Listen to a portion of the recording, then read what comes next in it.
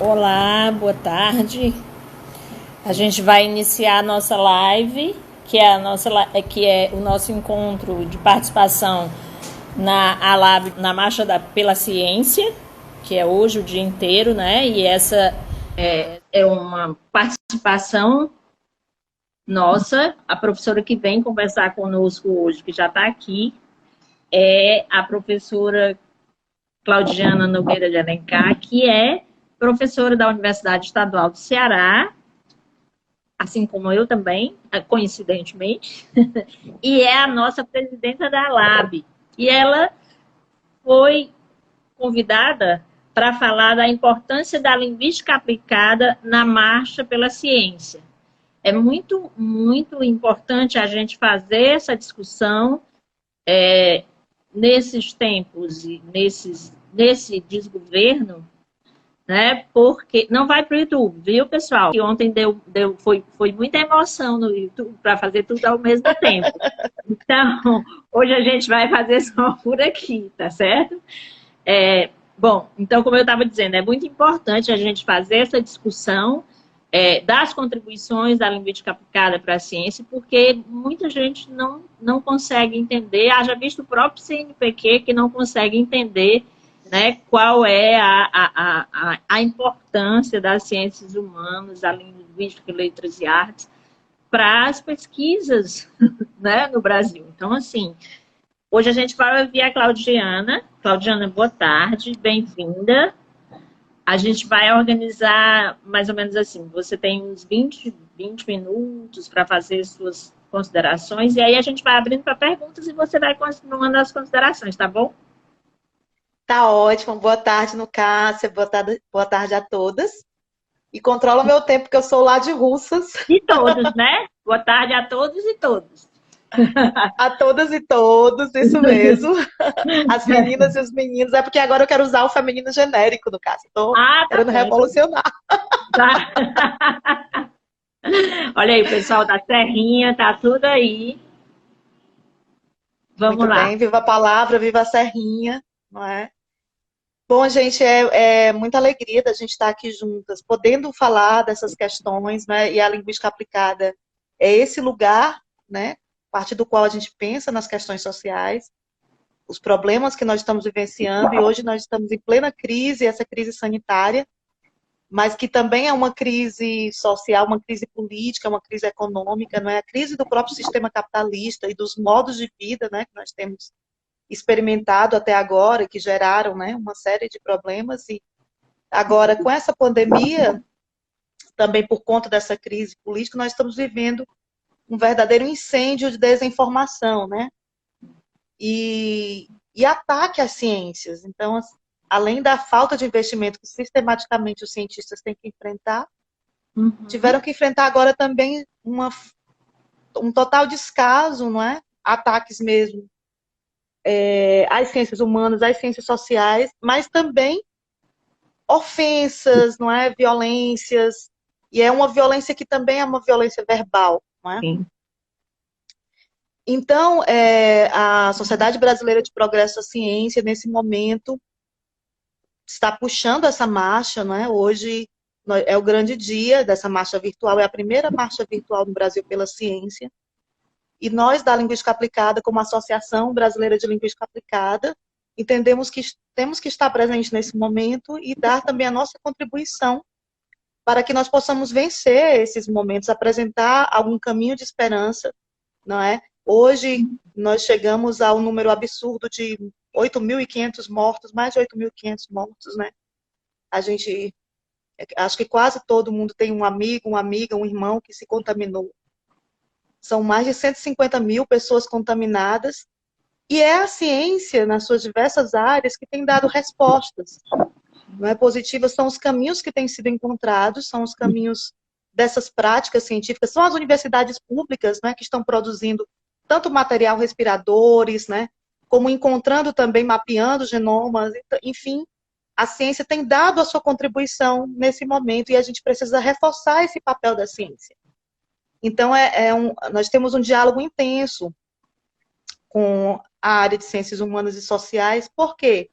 Porque entendemos a linguagem como prática social. E entendemos o papel da linguística aplicada como esse papel de compreender, né, de traçar essas compreensões, essas inteligibilidades, né, acerca do social, acerca da vida contemporânea.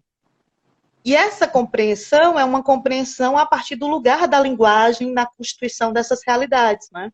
Quem estuda linguística, mas para quem não estuda também, a gente sempre diz isso, usar até uma metáfora para falar de violência da linguagem, né, que a Judith Butler usa, ela diz assim, quando a gente diz assim, essa palavra doeu mais, aliás, essa palavra doeu mais do que se fosse um tapa, não é? Então a gente usa uma metáfora do corpo para falar dessa relação de linguagem. Por quê? Porque linguagem tem esse poder, né? Linguagem é ação, linguagem é forma de vida, são formas de vida, né? E a linguística aplicada entende que os sujeitos, as pessoas, né? Elas são heterogêneas, são diferentes, são diversas. As práticas sociais também são heterogêneas, e aí a gente precisa de uma ciência da linguagem que dê conta dessa heterogeneidade. Então, nós vamos ter aí a linguística aplicada como um campo aberto, né? Você não vai ter uma única visão, você não vai ter uma única teoria, mas você vai ter esses lugares, esse campo aberto para diversas teorias, para diversas metodologias, todas elas dialogando com essa questão das práticas sociais, né? Passando a ver a linguagem como prática social e atuando nessas práticas. Nós tivemos aqui na Lab, né, uma live que foi com o Wagner, né, no caso, acho que você que fez a mediação. Foi. Muito interessante que ele falava da extensão e do lugar da extensão. A linguística aplicada, ela traz esse lugar, não é? De entender também a pesquisa como pesquisa participante, nem todas as pesquisas, claro, você vai ter aí inúmeros lugares teóricos, né, sendo vivenciados na linguística aplicada, como cada área, você tem linguagens, tecnologias, estudos dos gêneros textuais, análise do discurso, enfim, cada uma vai ter, evidentemente, seu corpo teórico, mas na linguística aplicada nós temos avançado muito mais, por exemplo, nas etnografias, nas pesquisas participantes, pesquisação, e agora, né, na UES nós temos vivenciado muito a questão da cartografia, que é uma pesquisa que fala do mapa, mas um mapa que não é tão somente uma localização física, mas um mapa de afetos. Seguir os fluxos dessas ações, dessas práticas discursivas, vivenciando com os sujeitos, construir um plano em comum com as pessoas que você está investigando, não é? E esse plano em comum de ações que vão gerar demandas sociais, e o pesquisador deixa de ser aquele cara que é o sujeito, né? Olhando para o seu objeto. Mas você vai passar a ter uma relação de sujeito-sujeito. Todos nós somos sujeitos, né? Sim. Então, assim, é uma grande contribuição, porque você olha o lugar da universidade, né? Eu costumo dizer que tem uma teoria, uma metodologia que é uma contribuição do Brasil, né, e da América Latina para a produção do conhecimento no mundo, que é a educação popular, né? A educação popular é uma coisa nossa que nasce aqui no Brasil, na América Latina hoje já, não é? Mas ela nasce em que contexto? Ela nasce justamente num contexto de violência, de crise, que é a ditadura militar. Sim. Em plena ditadura militar, os cientistas, os pesquisadores, os líderes comunitários, não é? Eles criam essa tecnologia social, que é uma palavra que está em moda, né? Para trabalhar com o povo, mas não para, né? E sim com. Então, para nós, esse desafio de que esses sujeitos da investigação, que seriam o objeto, na verdade, eles têm as suas demandas e eles também contribuem para a pesquisa, fazendo a pesquisa. Isso é um grande desafio. Sim. Porque aí eles vão definir os objetivos também, vão definir as metodologias, né? E nós temos vivenciado isso nessa pesquisa que é o Viva Palavra, que é uma pesquisa com a juventude da periferia, em que nós reunimos os grupos sociais, os coletivos ali da Serrinha, né, que é um bairro periférico de Fortaleza, e se conversou sobre quais são os nossos problemas e como a gente quer fazer essa pesquisa, como a gente quer, aliás, pesquisa, né, eles diziam, não, a gente não quer a universidade aqui. A universidade a gente não quer. Por quê? Porque a universidade, historicamente, a academia, vai lá e busca as coisas e depois vai embora, né? Isso, ir lá, coletar dados, fazer descrições e tchau. Sem comprometimento social. Então, a linguística aplicada, eu acho que isso também é uma marca nossa da linguística aplicada. Ela é o lugar do comprometimento do pesquisador, isso, né? Comprometimento com o quê? Nós temos produzido uma série de vídeos agora em comemoração aos 30 anos da Lab, e o primeiro vídeo, eu peço que vocês vejam lá no YouTube, né? Aliás, nós estamos fazendo uma campanha para as pessoas se inscreverem no YouTube, no canal da Nós precisamos Lab. de 1.000 inscritos para poder a gente ter um canal, pessoal. Então, Isso, inscrevam, porque para peçam ficar aos boa a amigos, transmissão, a gente precisa ter muita gente lá, gente. Então, todo mundo, por exatamente. favor, chame seus amigos, colegas, vovô, vovó, todo mundo aí na campanha de inscrição pelo nosso canal no YouTube. Então, nós temos já uma série de vídeos lá, e vocês vão ver o vídeo, nós convidamos os ex-presidentes e as presidentas da Lab para falar dessa experiência, né, de construir uma associação de linguística aplicada no Brasil, e cada um fala da sua gestão, a cada mês nós estamos trazendo uma pessoa. Então, eu queria trazer essas vozes aqui também para falar o que é a linguística aplicada e o papel da linguística aplicada, né? E aí a Marilda Cavalcante, que foi a nossa primeira presidente, né, nossa presidenta, ela fala do tempo em que a linguística aplicada foi criada, aliás, a associação, a LAB, né? Em que ela diz que naquela época, há 30 anos atrás, nós vivíamos uma fase de grande euforia, estávamos entusiasmados pela ciência, pela pesquisa social, né? E aí ela fala, era uma fase utópica, né? Que nós tínhamos muitas utopias, e agora nós estamos vivendo as distopias, né? Uhum. Mas aí, voltando para a questão da educação popular, não é, gente? Então, assim, eu acho que é nesses momentos em que a gente olha e diz onde nós erramos, né? Assim, porque vivemos no país numa situação em que é uma verdadeira logosfobia, né? Uma raiva do saber e do conhecimento que é implantada nas pessoas, né? E da crítica e das posturas críticas, né? Então, mas podemos pensar que a utopia não é esse lugar inalcançável, né? Então, essa ideia de emancipação e de transformação da sociedade, que é muito objetivo também da linguística aplicada, de transformação desse social, porque nós não estamos apenas descrevendo a realidade, nós não vamos lá construir mapas dessa realidade para simplesmente ganhar nosso título, nosso diploma, nossa pesquisa, nosso latifúndio, e acabou. Não, é um comprometimento com uma transformação. Se entendemos que a linguagem ela é uma ação e ela constrói realidades, ela também pode desnaturalizar, provocar perturbações e, por meio dela, provocar mudanças. Sim. Então, ao invés de utopia, nós vamos falar aqui uma coisa que o Paulo Freire trazia, que ele fala do inédito viável, né? Vamos construir esse inédito, isso que ainda não aconteceu, mas esse inédito que é viável, quer dizer, aquilo que se pode ser feito.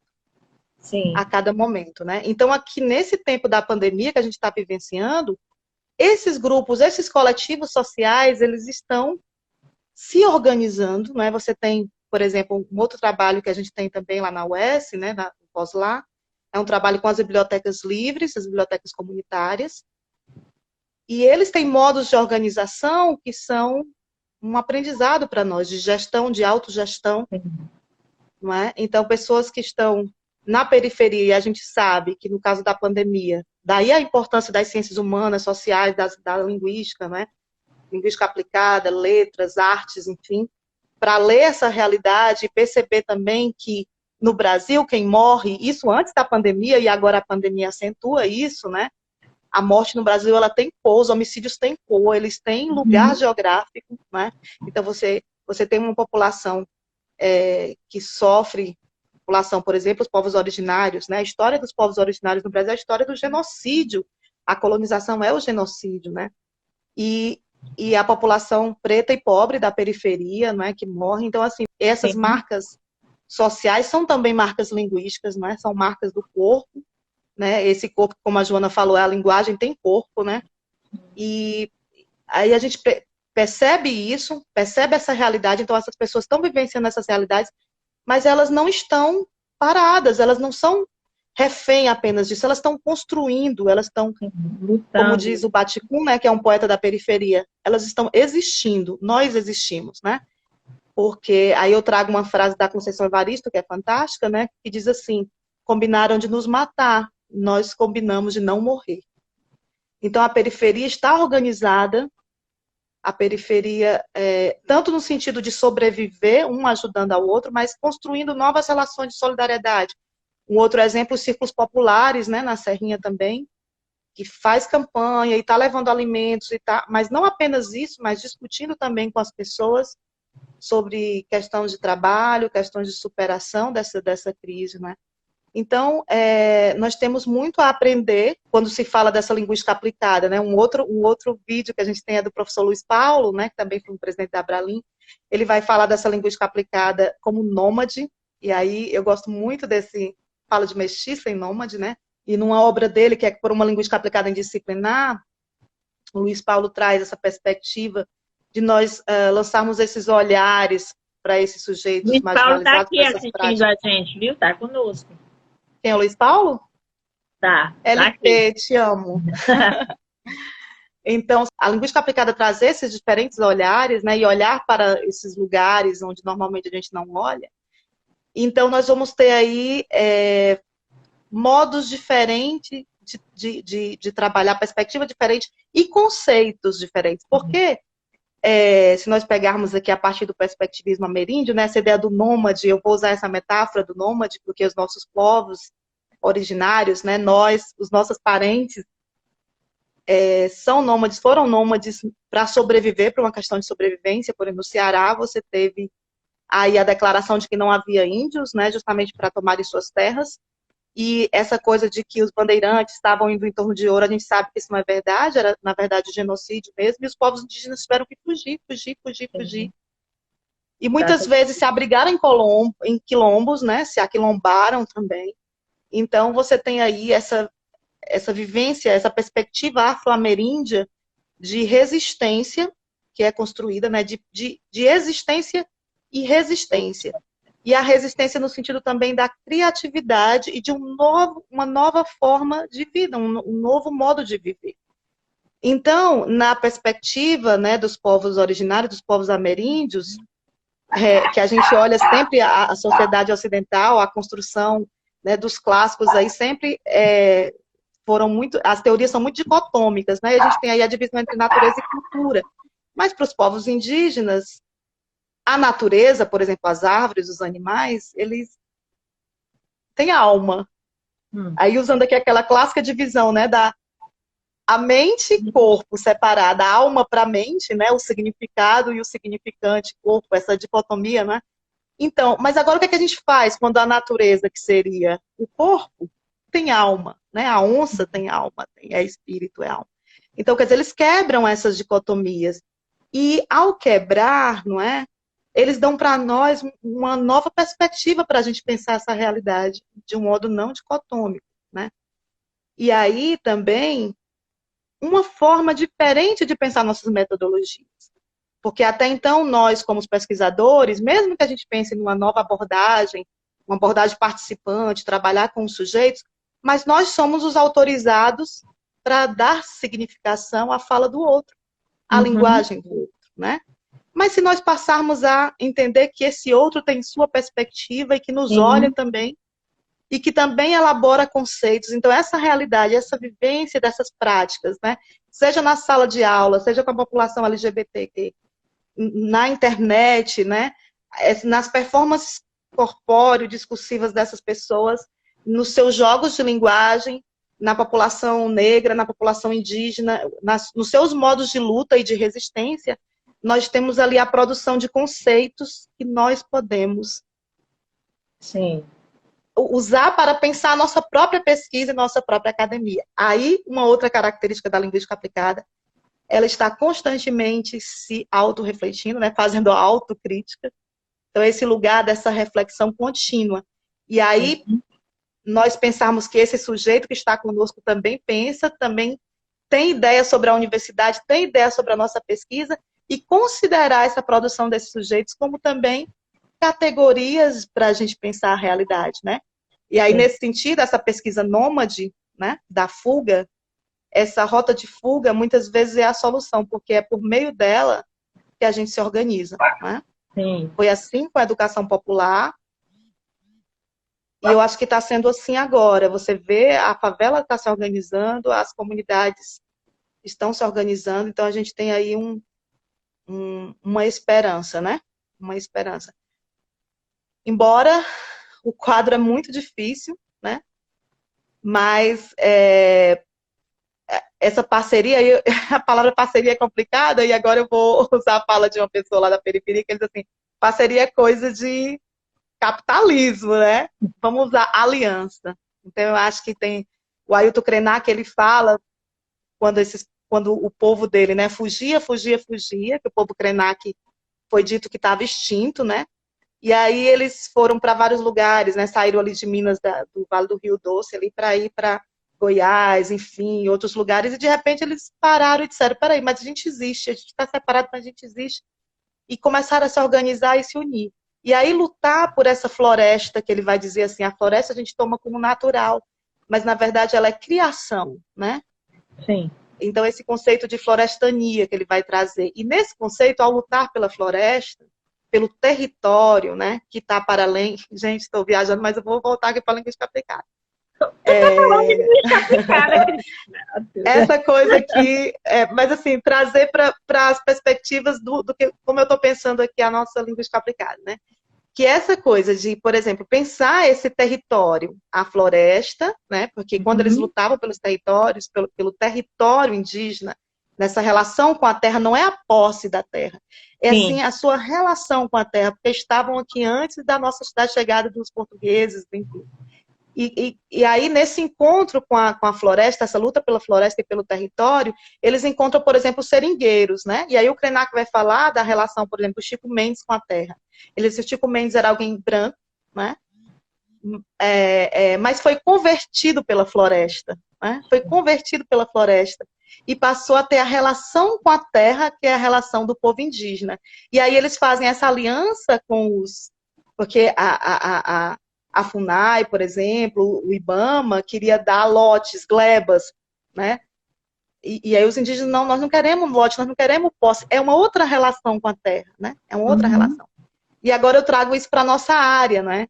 Já chega da gente querer lotes, lugares teóricos, nossas áreas em separado, né? Nós precisamos fazer essas alianças, né? E essa aliança aqui é com aquilo que também é não acadêmico, né? Com a população que está aí e que está na nossa universidade, a gente sabe, as universidades públicas também, é o lugar onde está essa população periférica, onde essa população precisa, como o MST diz, né, quebrar as cercas que afastam do latifúndio do saber, né? Então, a universidade pública é paga pelo povo e ela deve ser uma universidade popular, né? Uma universidade que receba as pessoas. E aí, talvez, a gente tenha, assim, muito mais acesso, né?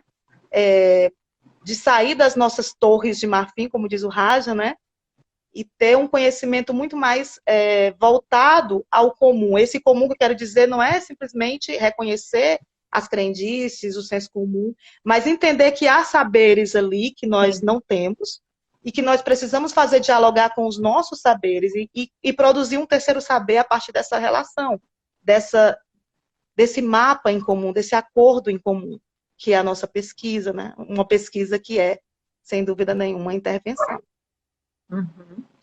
Cláudia, tem uma pergunta aqui, que eu acho que você falou no início alguma coisa, mas alguém pediu para você falar da metodologia da cartografia.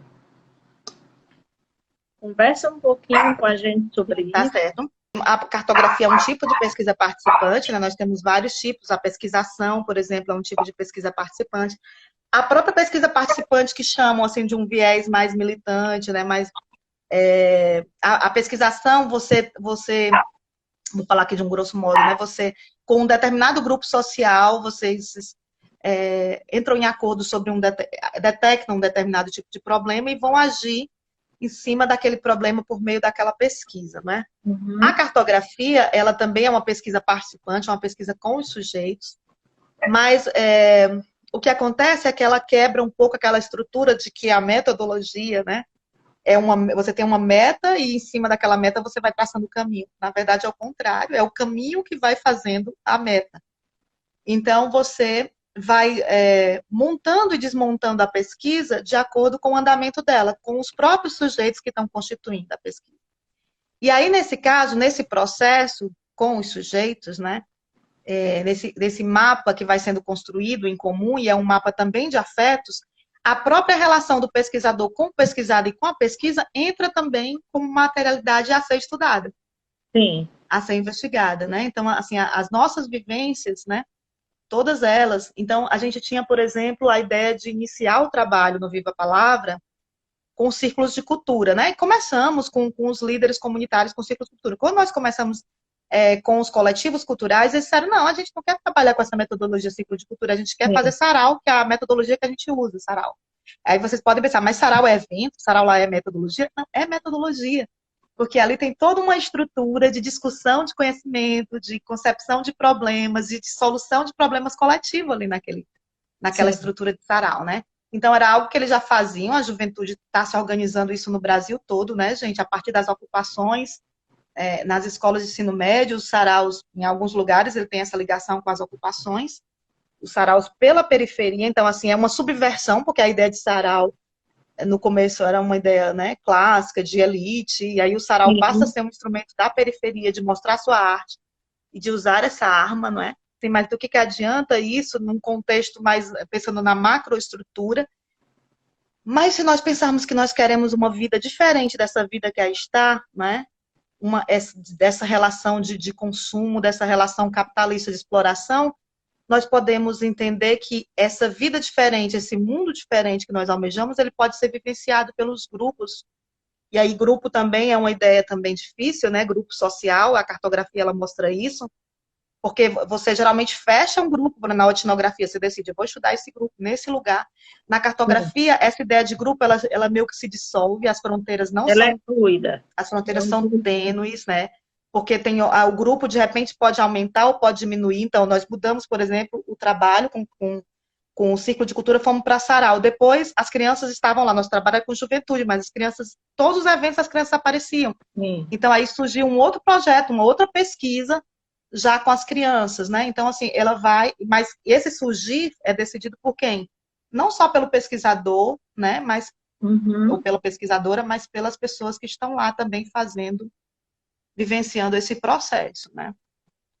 Então, eu não sei se deu para deixar... Ah, sim, aí só para dizer, a gente tem a cartografia, por exemplo, aqui, do Martim Barbeiro, né? Na América Latina, alguns escritores que vão falar das mediações culturais e vão falar de cartografia, mas temos a perspectiva também nessa linha, né, mais nômade, que se fala de uma pesquisa nômade, que mostra que, por exemplo, que as etnografias todas se conectam, né, umas com as outras, então você não tem como fechar a ideia do grupo social.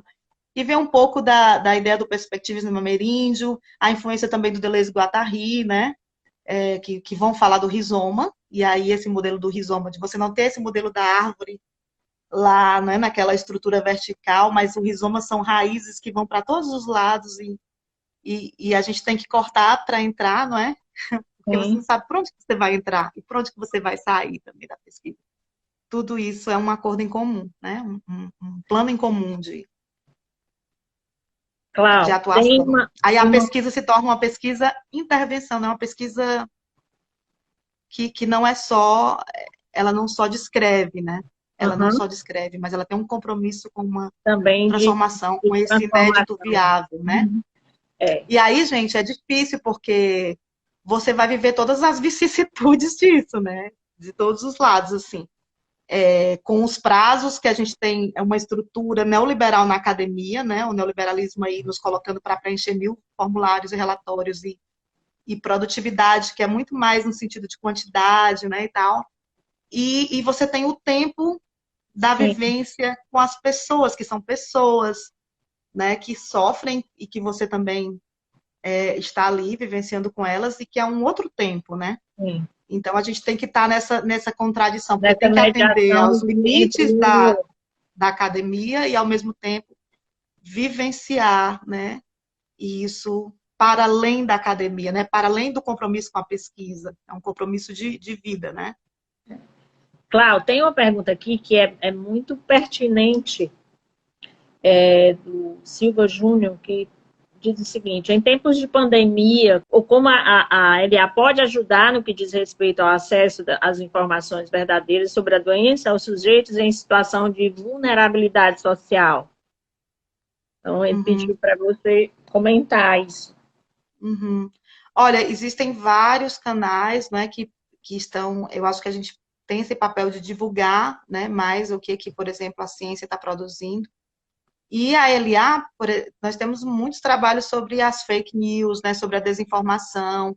Quanto Exatamente. mais você tem um trabalho, né, e uma pesquisa que está junto, né, com as pessoas, você tem muito mais lugar, né, de conversar com as pessoas, de estar com elas, né? Então, assim, agora, eu lembro de uma pesquisa que é feita, o pessoal dos ciclos populares tem um trabalho muito interessante também com a Associação de Catadoras, né, de catadores, e eu lembro que eu fiquei muito preocupada agora esses dias, porque, por exemplo, as catadoras de material reciclável não podem, o lixo está contaminado, né? Como é que você vai mexer? Sim, E fiquei muito preocupada com a situação deles, porque delas vivem disso, e liguei para uma catadora, né, que tem, a gente acompanha justamente por meio desse movimento social Ciclos Populares, aí da Serrinha, né, de Fortaleza, pessoal. E aí ela falou uma coisa super linda, né, que falou assim: professora, essa quarentena, né, ela é difícil, tá, mas nós catadores estamos muito conscientes que nós não podemos, nós temos que ficar em casa nesse momento, então nós fizemos um esquema, um acordo para nós cuidarmos umas das outras e visitar ou ligar para saber se tem alguém passando necessidade, né? sim, E aí mobilizaram, fazendo lives, uma campanha, né, que é do Viva a Palavra, que é o projeto de pesquisa Círculos Populares, Movimentos Sociais, as igrejas também do lugar, a Igreja Bethesda, né, se reuniu para fazer uma campanha por essa população vulnerável, mas aí ela diz assim, professora, agora são mãos dadas, né? Nesse sim. momento agora é um momento de nós darmos as mãos, e ela fala mãos dadas, eu achei tão bonito, porque elas cuidam umas das outras para ver quem adoece, né? E aí a gente viu também, por exemplo, Paraisópolis, a população se organizou no sentido de detectar quem está doente, né? De quem não está Sim. podendo sair, de quem está... E essa rede de solidariedade que é construída, né? Então, eu creio que as nossas pesquisas que têm esse comprometimento, elas estão nesse lugar também, né? De fazer essa ponte. E, por meio das redes sociais, montar em lugares como, por exemplo, nessa pesquisa também foi criado uma parceria com outro projeto de pesquisa na UES de contabilidade, né, que está dando uma assessoria para as pessoas no que diz respeito às informações do auxílio emergencial. Agora, isso também, eu acho que nós temos um papel de reivindicar, por exemplo, esse salário universal, né, essa renda emergencial, a sua ampliação, né, e colocar para as pessoas que isso não é um favor, não é um favor Uhum. que está sendo dado, mas isso também é uma conquista, né, e um direito. E eu acho que nós da linguística aplicada temos que trabalhamos com linguagem, né, temos agora mais do que nunca esse papel de fazer chegar as informações até as pessoas, né? Agora, se a gente está distante das pessoas, eu lembro de uma obra que tem aí do Raja, né? E o Raja discutindo, acho que era na questão dos estrangeirismos, né? Que houve muita celeuma na época, dizendo que os linguistas não foram chamados para discutir as políticas linguísticas sobre o estrangeirismo, aquela ideia louca de mutar as pessoas quando usavam uma Sim, palavra estrangeira, né?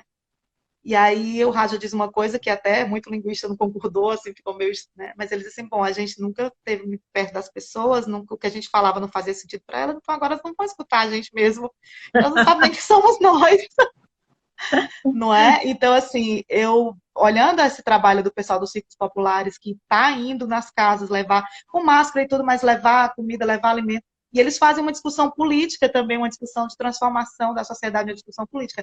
Mas não só isso, né? Então, é aquela coisa do a espada na mão e o tijolo na outra, né? Então, assim, você está o tempo todo fazendo essa ponte. A tua pesquisa tem que fazer sentido para as pessoas e fazer sentido para você. Porque aí a questão da performance, ela é muito forte, né? O falar é um fazer, né? A linguagem é uma forma de vida. Então, se a gente quer uma forma de vida diferente, né? Na fala do Raja, acho que foi ontem, né, gente? Foi ontem que o Raja fez uma palestra do Labralim, e ele dizia que assim o individualismo está crescendo, né, entre as pessoas. Você vê pessoas, ao mesmo tempo que a gente fala de solidariedade, mas você vê também pessoas agredindo enfermeiras. A gente viu aquele absurdo, né, que aconteceu, uhum. as enfermeiras fazendo um protesto e uma pessoa ferozmente gritando, né? Então você vê aí o individualismo crescendo, o preconceito, né, o Uhum. racismo. Então nós estamos num país profundamente desigual, um país que é racista, não é? Então, nós precisamos nos engajar, e toda pesquisa, toda e qualquer pesquisa, ela tem que ela tem, na linguística aplicada, principalmente, ela tem que ter esse compromisso de ser uma pesquisa antirracista, uma pesquisa que vise a igualdade social, né? Ainda, seja qual for o seu método, seja qual for o seu objeto, né? Mas a transformação desse mundo que está, a pesquisa precisa ter um compromisso para melhorar a vida das pessoas. E quanto mais próximo você estiver dessas pessoas, né? Isso faz sentido, porque eu, lembrando o trabalho do Círculo Popular, eu disse isso, olha, eles discutem política, a gente faz estudos com livros, né, assim, com as pessoas, mas eles não estão só discutindo, eles estão fazendo, né? Aí, assim, o discutir é um fazer, claro, o discutir é um fazer, mas a forma de vida que é a linguagem, que a gente quer que seja diferente, o mundo seja diferente, então, essa forma de vida, até na nossa linguagem como cientista, também deve ser diferente, né? Na nossa metodologia, no nosso... Então, eu acho que é o LP também que diz isso, nem lembro mais agora de tantas vozes aqui que eu vou trazendo, mas assim, que diz, não necessariamente, não está dizendo que todo mundo, essa é a única escola, que todo mundo vai fazer uma linguística aplicada assim, né? Que o Lefa muito bem disse que é transgressora, né? Que o Limário, num vídeo, também disse que é transdisciplinar, né? E aí, quando eu digo que é transdisciplinar, eu tenho que trazer essa outra disciplina também para modificar a minha, né? Quer dizer, não é só uma coisa de eu ir lá e conversar e volto e continuo do mesmo jeito. Sim. Eu me transformo como pesquisador, a minha metodologia se transforma, não é? Então, assim, mas não necessariamente é obrigado todo mundo ter a mesma forma, mas é uma opção, né? É uma opção. E aí eu digo como Dom Helder Câmara, na dúvida, fica do lado dos oprimidos, né? Fica do lado dos pobres. Então, e tem a ver com a nossa própria história, né? Por exemplo, eu sou uma mulher camponesa, filha de camponeses, sertaneja, né, com toda essa herança afro-ameríndia, porque na minha cidade aconteceu um genocídio dos povos indígenas, não é? Na minha cidade tinha um forte em Russas, e os índios foram chamados para conversar, porque eles resistiram bravamente, então, mas foram chamados para um acordo, e na verdade eles foram dizimados, ali foram mortos, foi uma verdadeira chacina, e muitos fugiram. Aí eu brincava, disse que eu fugi, fui para um quilombo, né? Pensando aqui nessa expansão da pessoa que traz toda a sua memória, né, ancestral. Uhum. E então, assim, essa nossa memória, essa marca de ser não branca, de ser uma pesquisadora, filha de camponeses, né, de agricultores, que trabalhavam na terra através de meia, né, não eram donos da terra, e hoje eu vejo essa terra como uma posse coletiva, né, como um lugar coletivo, que é uma terra hoje onde meus pais trabalharam, é um assentamento do MST. Então, assim, pela nossa própria história de vida, que estamos na universidade pública, que entendemos o papel social que a universidade pública tem, que a pesquisa tem, que a ciência tem, nós não podemos estar do lado errado, né? Então, o nosso lado é esse do compromisso com a transformação, construir esse inédito viável, aquilo que é viável, né? Porque nesse momento agora, em plena pandemia, nós sofremos aquele ataque com relação às bolsas de iniciação científica, né? Que foi retirado das ciências humanas. As pessoas, não, mas não foi retirado. Tem um parágrafo lá que foi acrescentado com a pressão da SBPC e das associações que diz que as ciências sociais, a pesquisa básica, as ciências humanas podem ser consideradas também prioritárias, desde que estejam em aderência às áreas tecnológicas. Transversais. Né? Então, a gente só pode estar fazendo pesquisa se a gente tiver dentro de uma outra pesquisa que seria de uma outra pesquisa que não necessariamente é a nossa, não necessariamente, né? Então, sim, a autonomia do pesquisador, da pesquisa, por exemplo, da própria arte, quem vai trabalhar com arte, com cultura, não necessariamente, ou a própria pesquisa básica, você está fazendo, ampliando o conhecimento, uma abrangência de saberes, que não necessariamente vai ser dito o que vai acontecer com esse saber aqui, não é? Mas é uma ampliação de conhecimentos, né? Que vai provocar, sim, mudanças, mas essa mudança pode ser lenta, como a mudança, por exemplo, no currículo, que é feita hoje, mas você vai sentir daqui a 20 anos. Sim, com certeza. Então, assim, você submeter uma área a outra é excluir essa área, né? Porque você está dizendo que ela só é essencial, só é prioritária se ela tiver a serviço de uma outra. Exatamente. Então, isso não é prioridade, isso é exclusão. E o que foi mais grave, né, porque o edital ele vai repercutir a portaria do Ministério da Ciência e Tecnologia e Inovação, não é? Que está lotado dessa visão de que a inovação, né, que é uma linguagem que vem do empreendedorismo, né, substitui a própria tecnologia, porque é uma ideia de inovação muito fechada, né? Porque o que a gente está fazendo é inovação, mas enfim. Então, essa decisão sobre áreas prioritárias foi tomada sem conversar com a comunidade científica, que historicamente no Brasil sempre participou dessa discussão, não é? Então, a reivindicação hoje das associações, da SBPC, a Associação Brasileira de Ciência, né, da Academia Brasileira de Ciência, aliás, é que todos nós nos unamos agora num pacto pela vida, e se for possível eu queria, inclusive, ler para vocês rapidinho um documento que eles fizeram, um pacto pela vida. Você vê que eu não estou conseguindo ligar meu computador, aí nada funciona, né? Como diz o Raj, essas engenhocas não funcionam na hora que a gente quer. A ideia é que seja discutido com a comunidade científica quais são as suas prioridades, não é? Sim. As áreas são importantes, sim, sustentabilidade, qualidade de vida, não é? Enfim, mas, por exemplo, você tem áreas ali tidas como prioritárias, em que você tem, no Brasil, o genocídio indígena começa e surge essa história do agronegócio como desculpa, né? Então, assim, nós precisamos discutir, os cientistas precisam discutir o que é prioridade para a ciência brasileira. A própria noção de qualidade de vida, né? Passa pela linguagem. Passa por exemplo, não sofrer violência verbal. Como que a gente faz? Então, como é que a gente encaixa? Como que a gente desencaixa, na verdade, as pesquisas das ciências humanas e sociais aplicadas disso, da vida, do mundo que pulsa, né? Não tem como, né? E quando a gente sabe que há, assim, um projeto, né, mais amplo, com essa visão da diminuição de investimentos nas áreas humanas e sociais, né, e letras e artes, né? Porque são essas áreas que produzem reflexividade, né, que vão produzir a crítica, né, o pensamento crítico.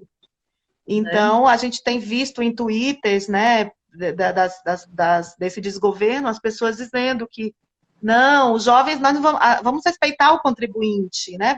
Teve um Twitter do B, né? Não quero, aquele que não se pode chamar o nome. Harry Potter, aquele que não se pode chamar o nome.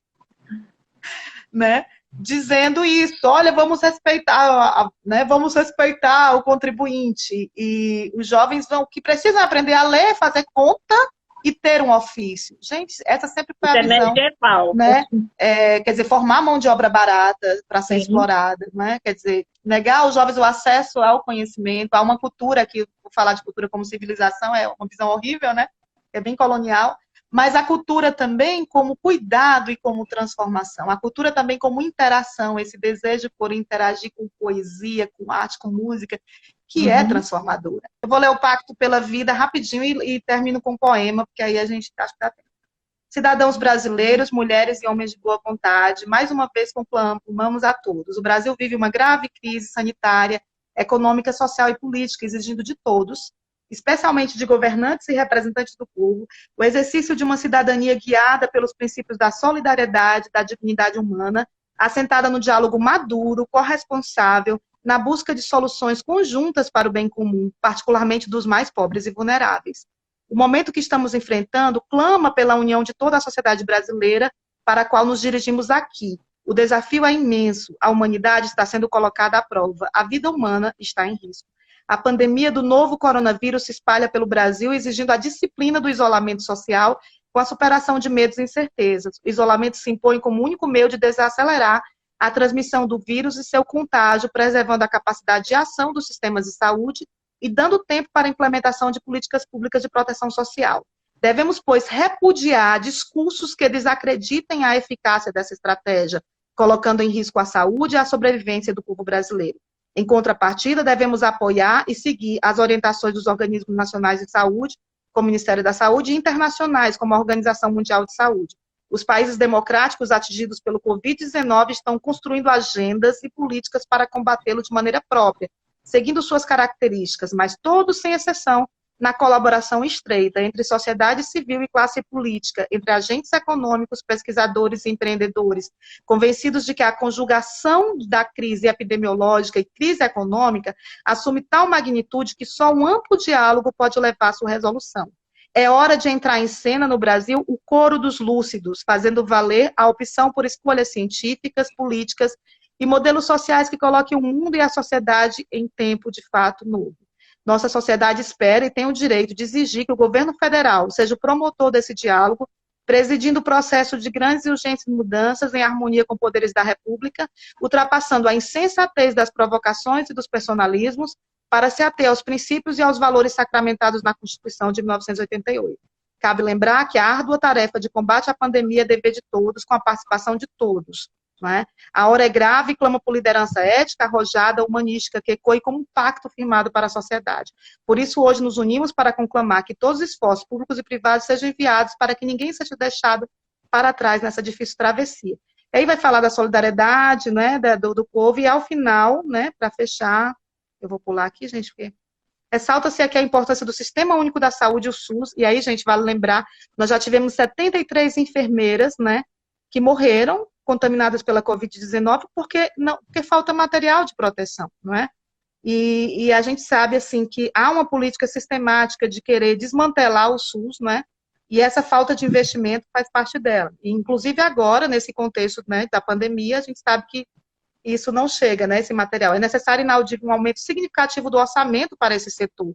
O SUS é um instrumento que temos para garantir o acesso universal a ações e serviços para recuperação, proteção e promoção da saúde. Em face da expansão da pandemia e das suas consequências, é imperioso que a condução da coisa pública seja pautada pela mais absoluta transparência. E aí, ao final, é urgente a formação desse pacto pela vida, e aí a ciência, gente, se volta justamente para a vida, né, e pelo Brasil. Que ele seja abraçado por toda a sociedade brasileira em sua diversidade, sua criatividade, sua potência vital. E que ele fortaleça a nossa democracia, mantendo-nos irredutivelmente unidos. Não deixaremos que nos roubem a esperança de um futuro melhor. É Dia Mundial da Saúde, né? Foi escrito, e aí está assinado pela CNBB, não é? Pela OAB, pela Comissão de Defesa de Direitos Humanos, pela Academia Brasileira de Ciência, pela SBPC e por mais outras sociedades, associações como a nossa, né? Então, estamos juntas nesse pacto pela vida juntas, né? E aí eu termino a minha fala com a poema também no feminino. Quando eles usarem as armas de fogo, abusaremos das palavras. Soltaremos coquetéis de versos incendiários. Ainda que eles venham com seus canhões e suas fardas sujas, atacaremos as ruas com a nossa poesia, ocuparemos as ruas com a nossa poesia, ocuparemos as periferias com a nossa prosa revolucionária.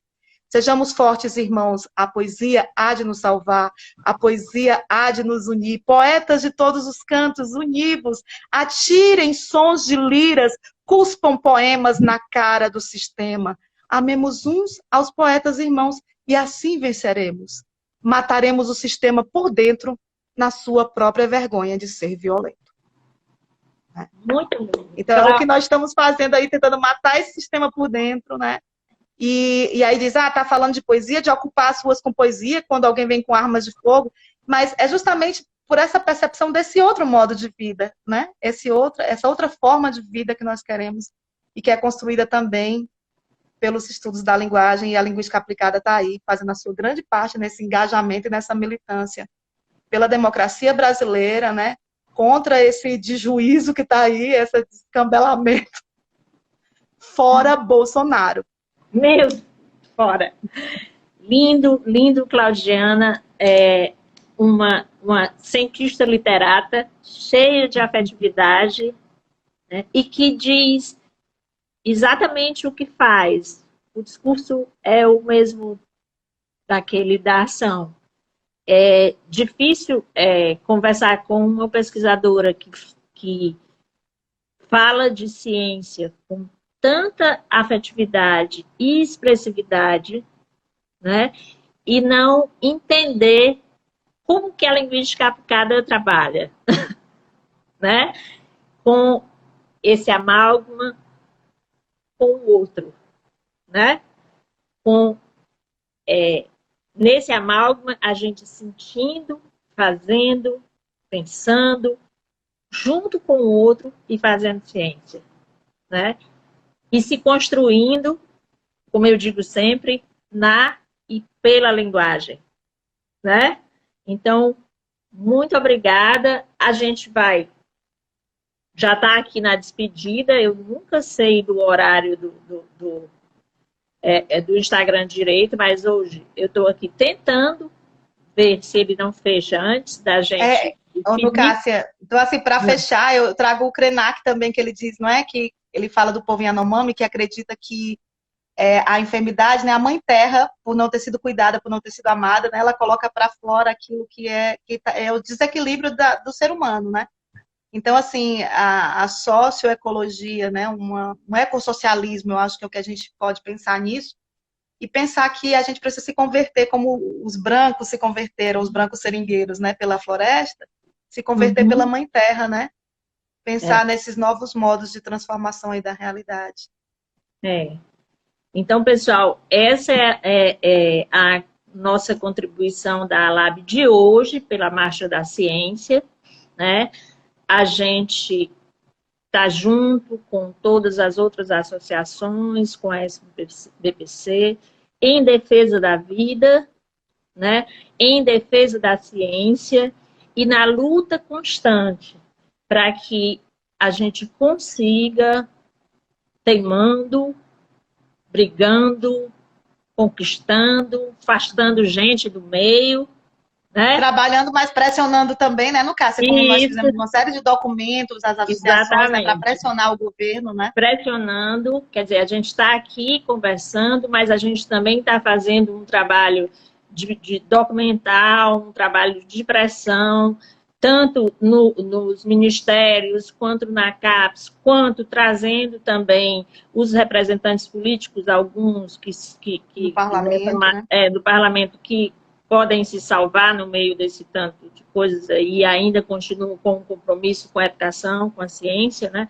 Então, na verdade, a gente está fazendo na Lab uma movimentação extremamente política, porque não poderia ser diferente dentro de uma associação de linguística aplicada. Então, a gente está aqui conversando, mas a gente também está trabalhando efetivamente e ocupando lugares e reivindicando posições, tomando posições, que é efetivamente o que um linguista aplicado faz nos vários tipos de pesquisa que a gente desenvolve nessa área, né? Então a gente... como a Joana falou ontem que a linguagem tem corpo, esse corpo é um corpo político, né? É um corpo político. Né? E coletivo, quanto maior e quanto mais forte for esse corpo coletivo, mais força a gente vai ter para lutar, né, com essas adversidades que parecem que não acabam nunca, né? Que parece que já duram um século, embora durem, né, com um ano e pouco, sei lá. Enfim, muito obrigada a todos e a todas. Nós estamos muito felizes. Na próxima quarta-feira, né, com a Cassandra. Isso. É quarta. Quarta-feira. Na quarta-feira, às 19 horas, a gente tem a nossa live da semana, tá bom? Se inscrevam no canal no YouTube.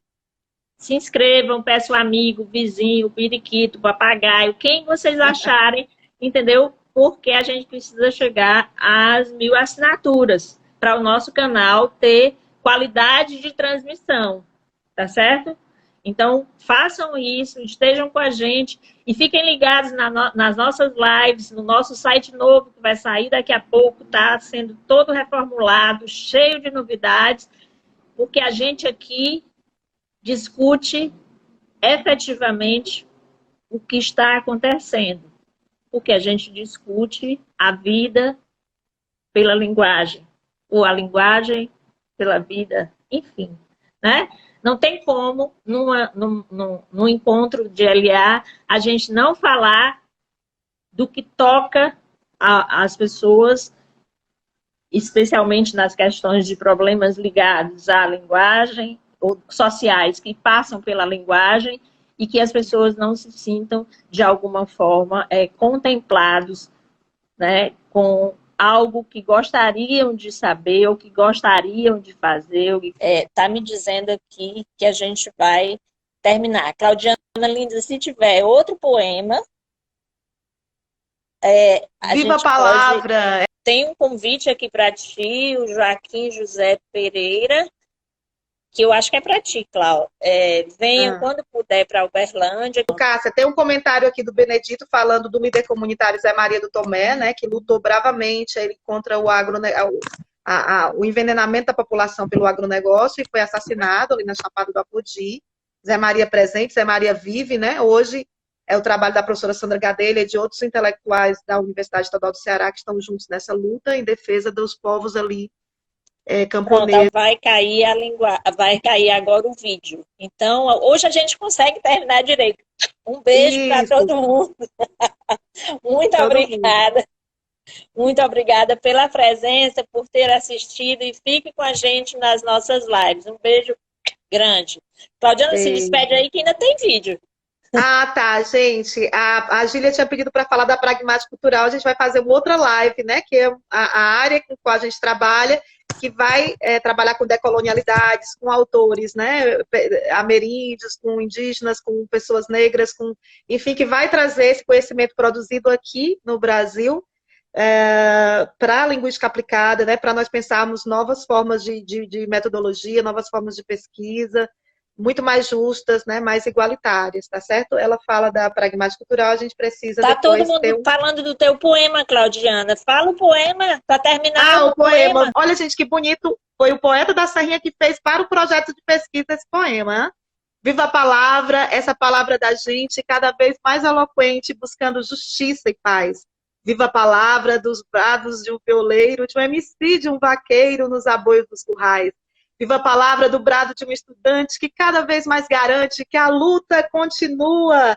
Viva a palavra do nosso artista de rua, com a sua arte fenomenal. Viva a palavra, essa arma santa que sai de cada garganta na apresentação de um sarau. Salve, salve!